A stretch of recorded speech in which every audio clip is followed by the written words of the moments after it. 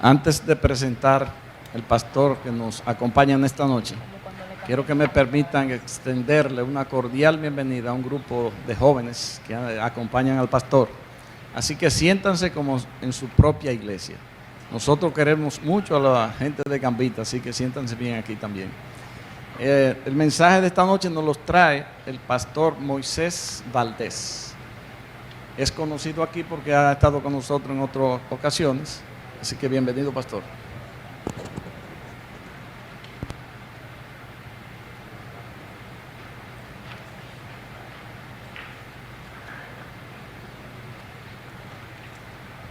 Muy buenas noches y que Dios les bendiga a todos. Que la paz de Dios more en cada corazón presente. Es un privilegio para mí estar con ustedes nuevamente. Cuando el pastor Cristian habló conmigo, realmente yo no podía estar aquí hoy. Y yo le dije a mi esposa, Cristian me está diciendo que vaya a estar con ellos. Y mi esposa, mi hogar es un hogar funcional. Manda quien debe mandar. Ella me dijo, dígale a Cristian que usted va. Entonces, sí, me ha ido muy mal cuando mando yo. La comida queda salada o desabrida, no sabe, pero...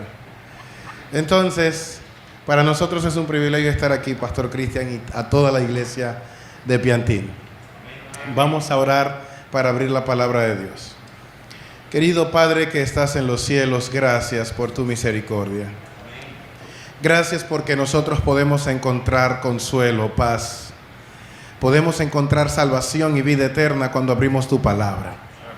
Tu palabra es lo que nos ayuda a nosotros a saber dónde estamos y a dónde debemos ir. En este momento, Señor, queremos tu bendición. Tu bendición es tu presencia. Tú eres el único que puedes hablar al corazón de cada persona en este lugar. En el nombre y por los méritos de la sangre de Cristo. Amén. De una vez vamos a ir al primer libro de los Corintios, primera carta a los Corintios, el capítulo 1, específicamente versículo 18. Primera carta a los Corintios, capítulo 1, versículo 18, versos 18 en adelante, y dice de la siguiente manera: la palabra de la cruz es locura a los que se pierden, pero a los que se salvan, esto es a nosotros, es poder de Dios. Vuelvo y leo. La palabra de la cruz es locura a los que se pierden, pero a los que se salvan, esto es a nosotros, es poder de Dios. Pues está escrito: destruiré la sabiduría de los sabios y frustraré la inteligencia de los inteligentes. El verso 21 dice: puesto que el mundo mediante su sabiduría no reconoció a Dios a través de las obras que manifiestan su sabiduría, agradó a Dios salvar a los creyentes por la locura de la predicación. Los judíos piden señales y los griegos buscan sabiduría, pero nosotros predicamos a Cristo crucificado. Para los judíos ciertamente tropezadero y para los gentiles locura. En cambio, para los llamados, tanto judíos como griegos, Cristo es poder y sabiduría de Dios. Si usted mira el verso 18 y el verso 24, se da cuenta que en el verso 18 dice que la cruz es poder de Dios, pero en el versículo 24 dice que Cristo es el poder de Dios. De entrada, el texto nos está diciendo que el poder no radica en los dos maderos que conforman la cruz, los dos pedazos de madera que conforman la cruz. Por lo tanto, cuando nosotros hablamos de la cruz del Calvario, y más en estos días que está de boga el tema, no estamos hablando específicamente del madero o del símbolo de la cruz. Cuando Pablo habla de la cruz, no se enfoca específicamente en el madero. Pablo se enfoca en la persona que fue levantada en el madero. El verso 18 dice, la cruz es el poder de Dios. Pero el verso 24 dice, Cristo es el poder de Dios. Me recuerda que leyendo el texto puedo recordar el capítulo 1 del libro de Romanos. Cuando usted va a Romanos capítulo 1 verso 16, Pablo dice un texto que es muy conocido por todos nosotros. Dice, no me avergüenzo del evangelio, pues es que poder de Dios. Por lo tanto, la cruz, el mensaje de la cruz es poder. Por una razón, porque el mensaje de la cruz es el evangelio que aparece en el libro de Romanos. Pero no solo eso, la cruz y el evangelio tienen poder por la persona que fue crucificada. Muchas, miles de personas fueron crucificados bajo órdenes del Imperio Romano. Pero una sola persona cambió la historia. Una sola persona trastornó el cosmos en el día que murió. Y esa persona fue Cristo. Amén. Por eso es que hablar de la cruz es hablar de poder. Ahora bien, es fácil en estos días hablar acerca de la cruz por el hecho de que para nosotros hoy la cruz es un símbolo de poder, es un símbolo del cristianismo. Dicho sea de paso, hay culturas que por tú solamente ver los aros de sus vehículos, te das cuenta de qué culturas son. Porque las culturas que tienen una tendencia cristiana ponen los aros con el símbolo de la cruz. Hoy hay personas que con una mente secular se tatúan el cuerpo y ponen una cruz en su cuerpo, porque la cruz hoy es un símbolo de poder, de gracia, de afinidad con Dios. Pero en el tiempo que Cristo, en el tiempo de los apóstoles y en el tiempo en que Pablo escribió la carta a los Corintios, la cruz era un símbolo de burla. Los judíos no aceptaban el sacrificio de Cristo por una razón.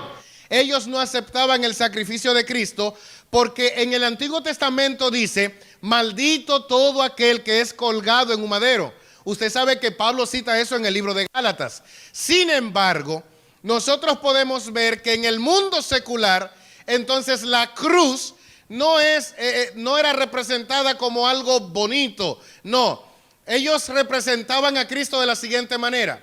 Dibujaban una persona clavado en una cruz, pero a la persona, el mundo griego le ponía la cabeza de un asno, de un burro.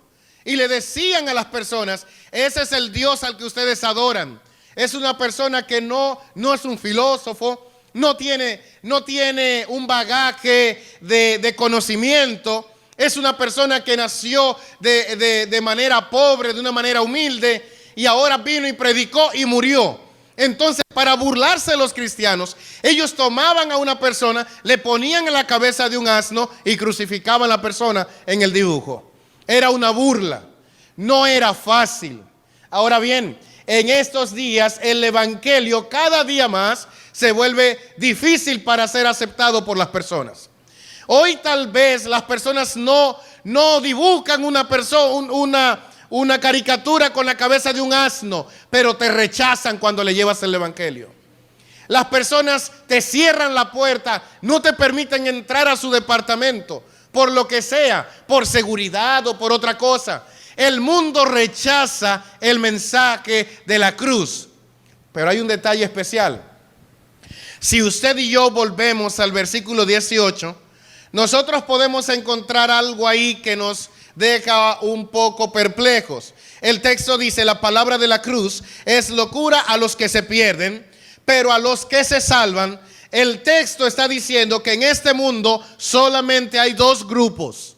Está el grupo de los que se pierden y está el grupo de los que se salvan. Y tú estás en uno de los dos grupos. No importa cuánto tiempo tengas en la iglesia, no importa cuánto conocimiento tengas, no importa el nombre que tengas, el apellido que tengas, o estás en el grupo de los que se pierden o estás en el grupo de los que son salvos. Pero la gracia de Dios es esta: si estás aquí, es porque hay esperanza de salvación y vida eterna para ti. Si estás aquí en esta noche, o me estás mirando a través de las redes sociales o por donde estén transmitiendo, puedes tener la seguridad de que al terminar este tema vas a tener un mensaje que te dice: no importa tu situación, hay poder para salvarte, hay poder para darte vida eterna, hay poder para cambiarte. Ahora bien, me llama la atención que en español, en mi versión dice: a los que se pierden. Y en español suena como si fuera un presente indicativo. Ustedes saben que un presente indicativo es yo como, pero yo no te digo en qué momento tomo la acción. Solamente estoy diciendo que yo qué. Yo como, yo camino. Él camina, yo camino, pero puedo estar acostado. Tú me preguntas: Moisés, ¿tú caminas? Sí, yo camino. Pero no estoy diciendo si esa acción yo la hago en el futuro o la hago en el pasado. ¿Me doy a entender? Solamente estoy afirmando que yo camino. Pero cuando yo digo yo estoy caminando, ¿qué estoy diciendo? Que lo estoy haciendo ¿en qué momento? En ese momento. A eso se le llama un presente continuo. La acción se está llevando mientras yo hablo. Moisés, ¿qué estás haciendo? Yo en este momento estoy caminando. Es un presente continuo, estoy llevando a cabo. Aunque usted crea que estoy repitiendo, es conscientemente. En el original de la Biblia, cuando dice a los que se pierden, está en un presente continuo. Entonces me está diciendo el texto que los que se pierden no solamente declaran que se pierden. Pablo no está diciendo hay gente que se pierde. Él le está diciendo hay personas que están en el mismo proceso de la perdición. Hay personas que dicen, cuando he predicado en algunas campañas evangelísticas, que me dicen: yo espero que Dios no me deje perder cuando venga. Para el mundo, la perdición y la salvación, esos términos son términos que tienen su eficacia en el futuro. Para Pablo no. Para Pablo, él dice: el que se pierde está en proceso. Ya en el pasado comenzaste a perderte y ahora estás caminando y cada día más te hundes. Es como cuando tú y yo estamos en arena movediza. Cuanto más te muevas, ¿qué? Más te hundes. El que está perdido no es solamente está, es una declaración de que está, es que él está trabajando para perderse. Tú estás trabajando para perderte. Si eres una persona que no estás teniendo comunión con Dios, estás trabajando para perderte. Si tú no pasas tiempo leyendo la Biblia, sin importar la edad que tengas, estás trabajando para perderte. Si tú no presentas el plan de salvación a otras personas, estás trabajando para perderte. Si eres una persona que no eres fiel a lo que dice este libro, estás trabajando para perderte. No es que te vas a perder, tú estás trabajando en tu perdición. Tú estás cavando tu propia tumba. Tú, no otra persona.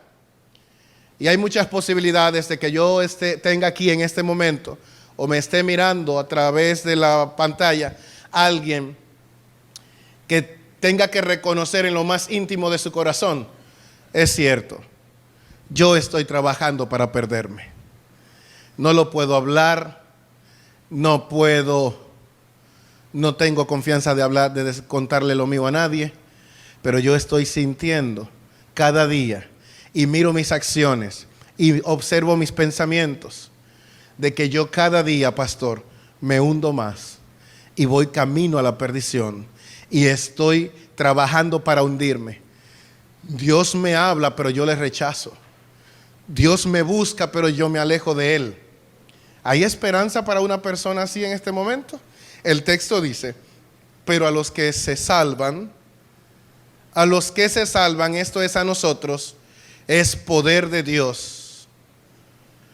Hay gente que está rechazando el mensaje de la cruz. Hay personas en este lugar que rechazan cada mensaje que se da cada sábado, cada miércoles, cada día de culto en este lugar o en el grupo pequeño. Y eso no tiene que ver con alguien que no sea cristiano, o que no sea adventista. Yo no estoy hablando aquí para el que es o no es parte de una entidad religiosa. Estoy hablando a seres humanos que tienen luchas con el pecado. Y hay personas acá y hay personas allá a lo lejos, a la distancia, que tienen una lucha con el pecado, pero están caminando a desaparecer para siempre. ¿Qué es lo que tienes que hacer? El mensaje de la cruz. La palabra de la cruz. ¿Por qué? Volvemos otra vez a la gramática. Tengo un pastor aquí que sabe mucho más gramática que yo de griego y hebreo, pero no hay problema. Me llama la atención que cuando tú lees el texto y dice a los que se salvan, aparenta estar diciendo prácticamente que están tomando la misma acción de los que se están perdiendo. Cuando yo llegué a Cambita, un anciano se me acercó, un director de diáconos, y me dio una llave. ¿Qué me dio? Y me dice: mire, pastor, esa es su llave de la iglesia.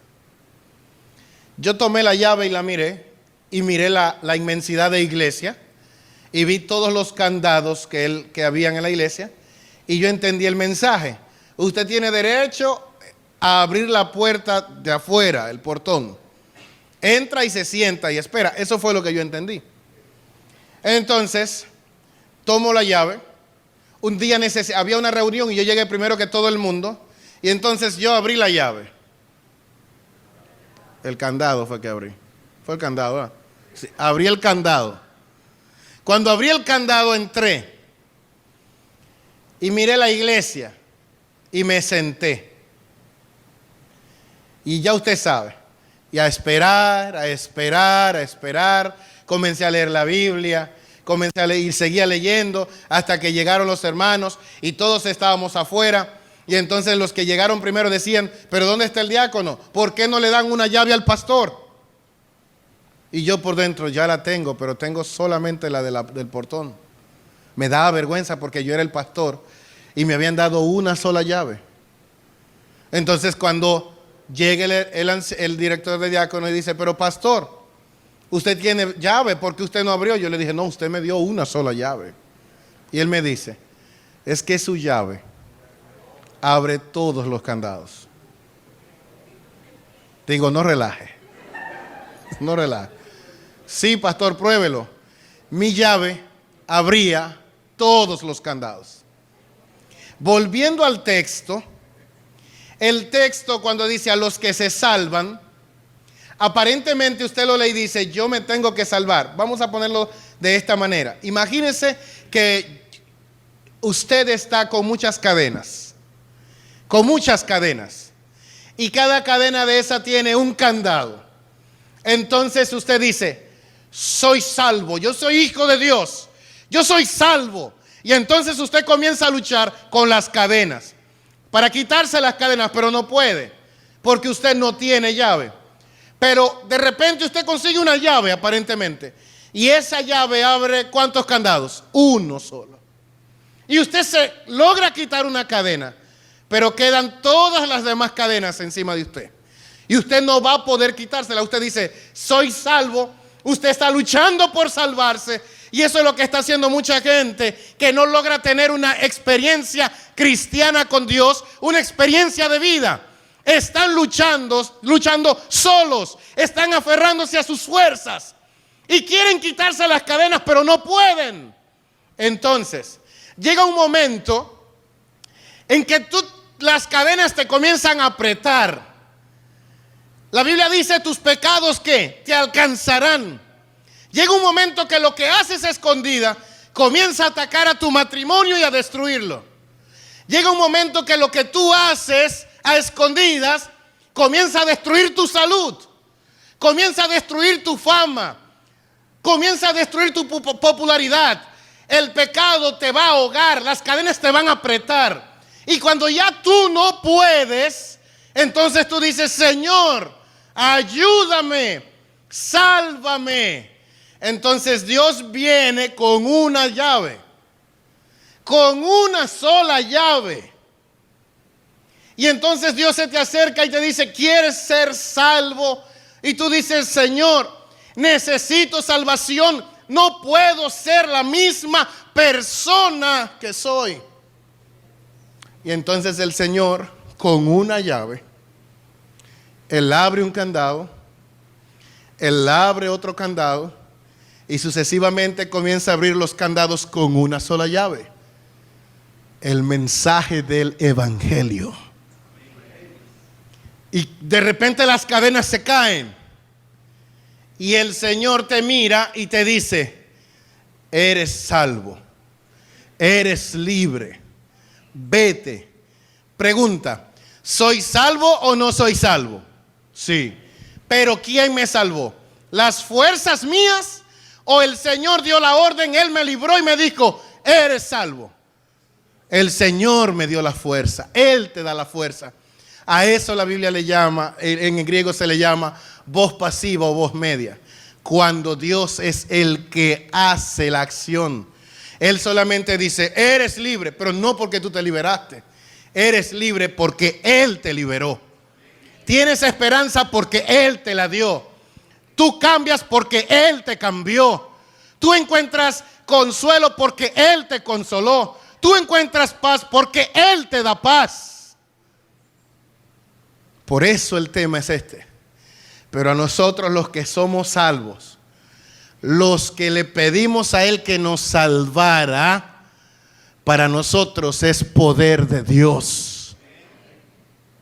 Por eso es que la cruz es poder. Cuando tú conoces al que estuvo en ella clavado. Yo estaba predicando en un lugar y hace una semana y algo fue una experiencia muy bonita, muy dolorosa también, porque me estaban haciendo algo acá en la boca, y cuando ya el compromiso estaba, la santa convocatoria, y ya teníamos que ir, y yo era predicando con medicamentos puestos, y de ahí me iba a acostar porque no aguantaba. Y yo no soy tan guapo como para predicar con dolores, y eso para mí eso no funciona. Pero había alguien en la campaña que se montó conmigo la primera noche. El pastor me dejó en una iglesia, me dijo por dónde ir, y un señor me dijo, mire, yo quiero que usted me dé una bola, yo vivo por donde el pastor. Y entonces cuando él me dijo, yo vivo por donde el pastor, yo lo llevaba todas las noches. Hasta que el pastor, que es muy amigo mío, me dijo, tú no tienes idea el tipo de persona que tú tienes montado ahí, cada noche contigo. Ya tú sabes, al otro día cuando él se montó el hombre, yo dije, yo tengo que averiguar quién es este hombre. Y él me dice, yo tengo poco tiempo en la iglesia, pero el viernes yo voy a ir cuando no hayan personas para contarle qué pasó conmigo. Cuando el viernes llegó, ya usted sabe, yo me senté, entonces la gente llegó a la casa para hablar conmigo, para compartir. Y yo orando, Señor, que los hermanos se vayan para yo saber quién es este hombre. Y llegando los hermanos y llegando. Y entonces llegó la hora en que todo el mundo se marchó y él se quedó. El pastor me dice, yo me voy a acostar. Digo, no, tú eres un hombre de Dios. Le digo yo, tú también. Si hay dos hombres de Dios es mucho más fácil el asunto, ¿sí o no? Y entonces el pastor se sentó y él me dice, ¿le puedes contar todo al pastor Moisés Valdés? Estábamos hablando con un hombre que nació, donde toda su familia era de color moreno. Él nació blanco, con los ojos verdes. Ya usted se imagina. Y el papá, desde que lo vio, dijo, hay problema. Los hermanitos, él creció, los hermanitos maltratándolo. La mamá le maltrataba y le decía que ella maldecía la hora en que él nació. Cuando él tuvo 14 años, entonces él dijo, ya no más. Y él se escapó de su casa. Cuando él se escapó de su casa con 14 años, tuvo que comenzar a robar a esa edad para poder mantenerse. Él luego se percató de que su papá era un español, el dueño de la finca donde su familia trabajaba. Y él entendió por qué el maltrato hacia él. Entonces él se dedicó a odiar a su mamá. Como él se dedicó a odiar a su mamá, él comenzó a hacerle daño a las damas. En ellas, él castigaba a la mamá. Por cosas de la vida, él le quitó la vida a una persona. Pero solamente cumplió 3 años por esa muerte. Cuando él salió de la cárcel, en la cárcel aprendió a hacer hechicería. Y entonces se dedicó a leer la carta, a montar altares. Pero él decía, yo no quería algo que fuera mentira. Yo quería algo de verdad. Y él dice que él buscó a alguien que le enseñara. Y alguien vino de Colombia y la última clase, según su testimonio, la última clase quien se la dio fue el mismo enemigo de Dios que vino en Samaná. Y le dijo cómo hacer el mal. Y él decía, yo hacía conjuros para destruir empresas, para destruir hogares. Y él me decía, pastor, si usted no tiene relación con Dios, es verdad que el enemigo le destruye la vida. Entonces, en eso él se fue a Haití, a Puerto Rico.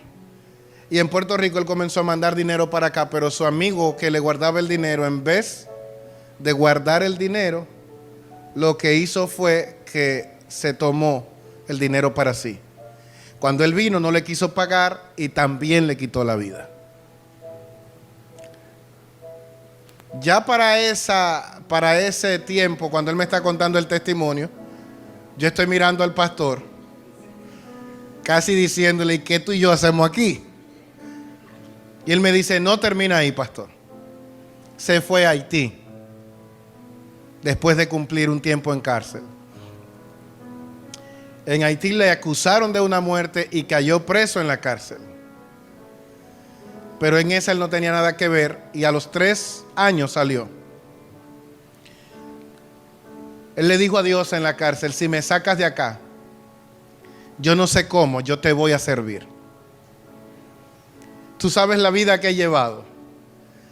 Solo un poder mayor puede cambiar mi vida. Si tú me cambias, yo te voy a servir. Por alguna razón Dios obró y en pocos días él salió de la cárcel. Pero él volvió a Dominicana y en vez de entregar su corazón a Dios, lo que hizo fue que comenzó a bregar con hechicería nuevamente. Pero en un momento dado, parece que todo lo que había pasado en su vida llegó a su cabeza.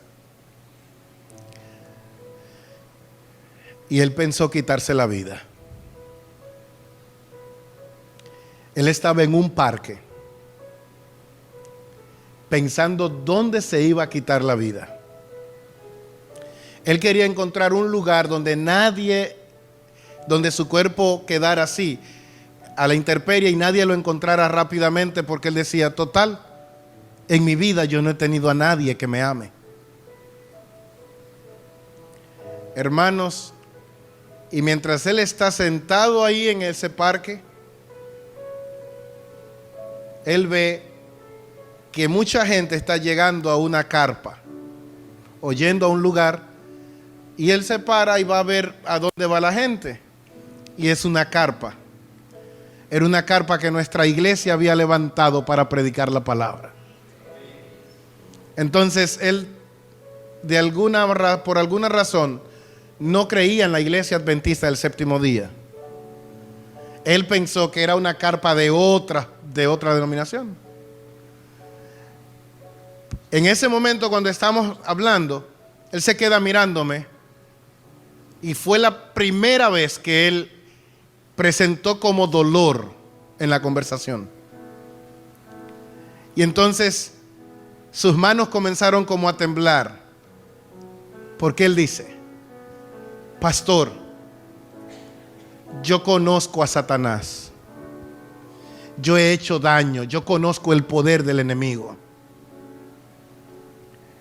Cuando yo entré a la carpa,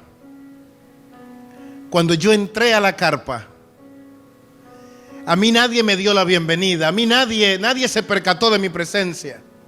Pero cuando yo entré, yo sentí el mayor poder que en mi vida yo había sentido. Pero ahora era un poder limpio. Era una presencia tan poderosa, pero que a la vez traía paz. Yo no sentía miedo.